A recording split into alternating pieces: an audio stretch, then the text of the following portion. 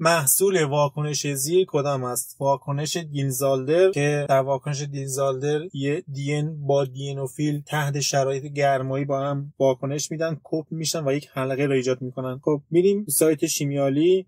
از بخش شیمیایی میایم فصل 14 با سیستم‌های پای مزدوج و واکنش‌های پریسیکلیک و واکنش دینزالدر رو انتخاب میکنیم. بیایم قسمت انتهایی مطلب.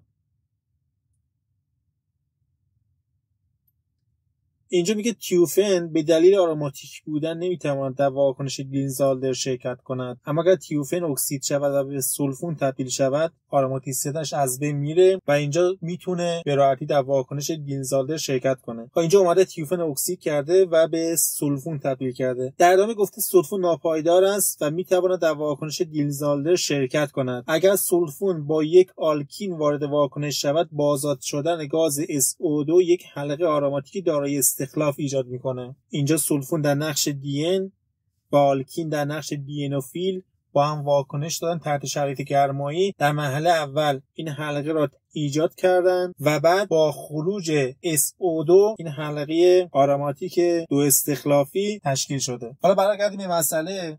دقیقاً مشابه همین مثالی است که تازه بررسی کردیم، با این تفاوت که دو گروه متیل به سولفون متصلن. واکنش دینزالدر دقیقاً مکانیزمش اینجا اومده که این جریان الکترونی حلقه تشکیل میشه و بعد از تشکیل حلقه با خروج SO2 یک حلقه آروماتیک.